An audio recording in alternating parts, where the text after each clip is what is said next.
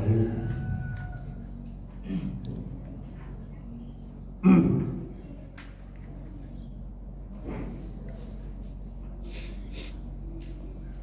Musnad Abi Bakar As-Siddiq radhiyallahu anhu. Ana Waqi' qala haddatsana Mis'ar wa Sufyan an Utsman bin Al-Mughirah Ats-Tsaqafi an Ali bin Rabi'ah Al-Walibi qala annahu sami'an nabi anna Abu Bakar sami'an nabi sallallahu alaihi wasallam, bahwasanya Abu Bakar As-Siddiq radhiyallahu anhu mendengar Nabi sallallahu alaihi wasallam bersabda, ma min rajulin yuznibu zanban fayatawadda fayuhsinul wudu. Qala Mis'ar wa yusalli wa qala Sufyan thumma yusalli rak'ataini fayastaghfirullah azza wa jalla illa ghafara atau illa ghufira lahu.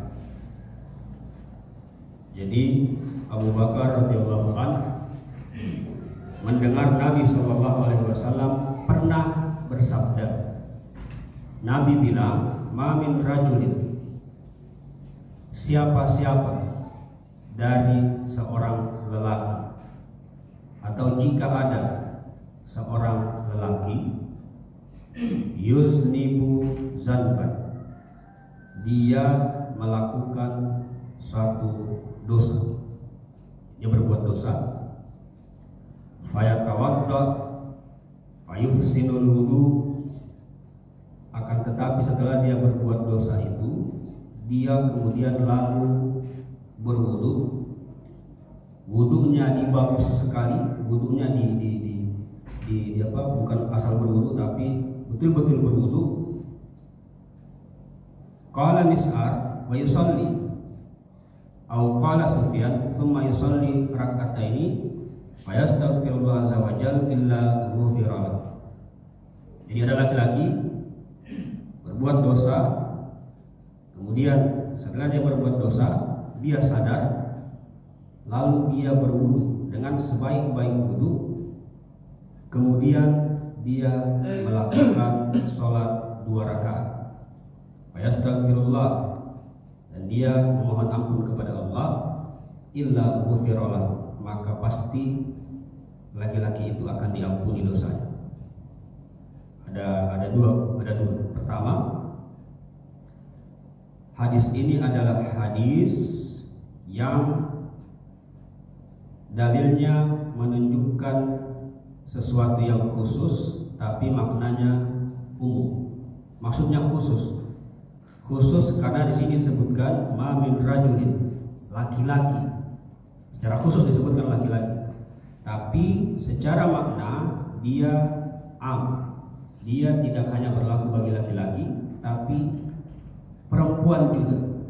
Jadi bisa dikatakan baik laki-laki atau perempuan, kalau dia berbuat dosa lalu dia berwudu, dia kasih bagus wudunya, lalu kemudian dia sholat 2 rakaat, maka Allah pasti akan mengampuni dosanya. Nah, di sini ada dua versi lagi. Kalau menurut Mis'ar wa yusalli, kalau menurut Sufyan thumma yusalli. Apa bedanya? Waw sama thumma merupakan 2 huruf ataf. Wa yusalli sama thumma yusalli artinya sama-sama kemudian.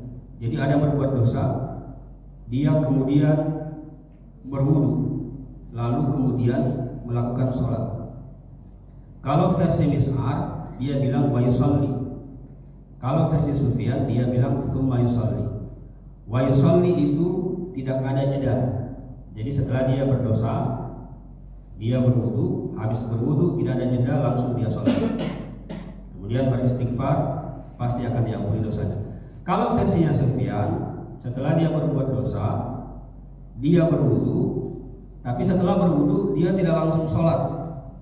Mungkin dia cerita dulu atau dia melakukan hal lain dulu yang tidak terlalu lama, lalu kemudian dia sholat. Jadi ada versi yang selesai wudhu langsung sholat, ada versi selesai wudhu masih bisa ditunda, kemudian setelah dia menunda baru dia kemudian sholat. Yang mana yang dipakai dari Abu Bakar ini, dari musnad ini, dua-duanya disebutkan, berarti dua-duanya boleh dilakukan. Kalau setelah berdosa berwudu, setelah berwudu bisa langsung sholat, atau bisa ada penundaan sedikit, entah apa yang dilakukan, kemudian dia sholat, beristighfar kepada Allah, maka akan diampuni dosanya. Ada doa yang diajarkan Abu Bakar. Abu Bakar bilang kepada Nabi, "Ya Rasulullah, alimni du'aan ud'u bihi fi sholati." Tolong ajarkan kepada saya doa yang saya panjatkan ketika saya sholat itu. Apa kata Nabi? Kul, katakanlah, Allahumma inni zalamtu nafsi zulman katsira wa la yaghfiru dzunuba illa anta faghfirli maghfiratan min indik warhamni innaka antal ghafurur rahim. Nah, ini doa bagus kalau dihafal.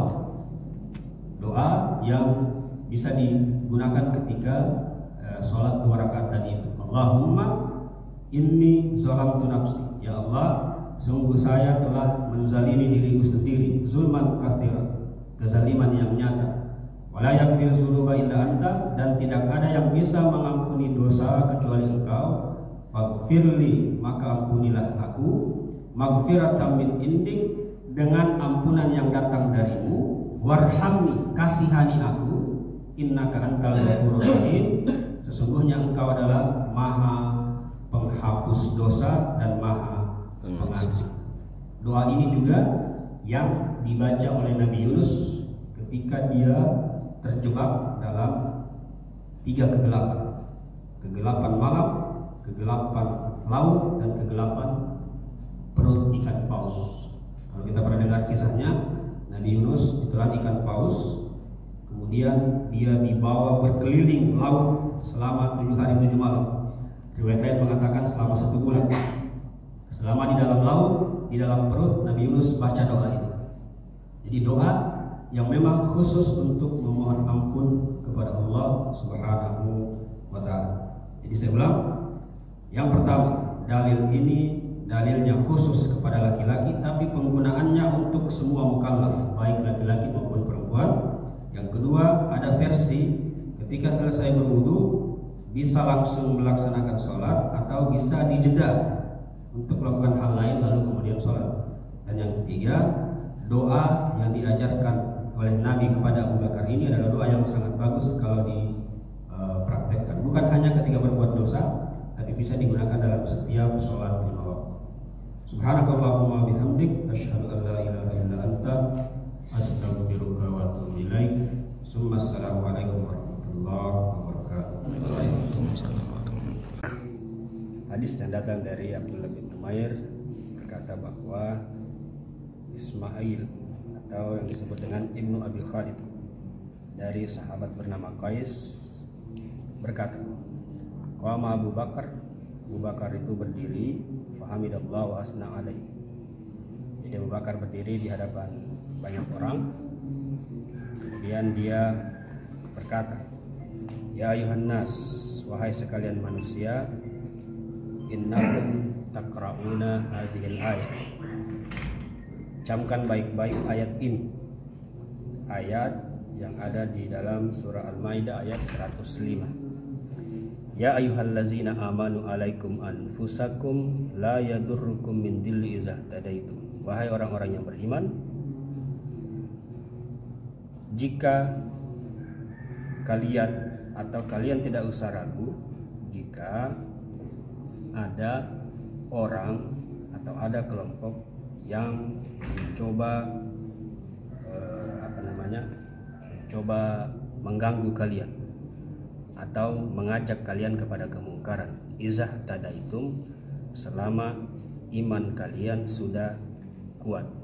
Jadi kalau sudah kuat iman, tidak usah khawatir kalau ada kelompok orang yang mau mengajak kita kepada kemungkaran.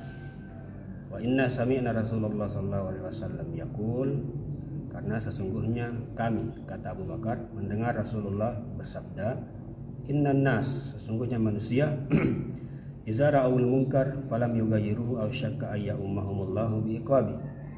Bahwasanya manusia jika dia melihat kemungkaran kemudian dia tidak terbersit hatinya untuk merubah kemungkaran itu, maka bisa jadi dia akan mendapatkan malapetaka.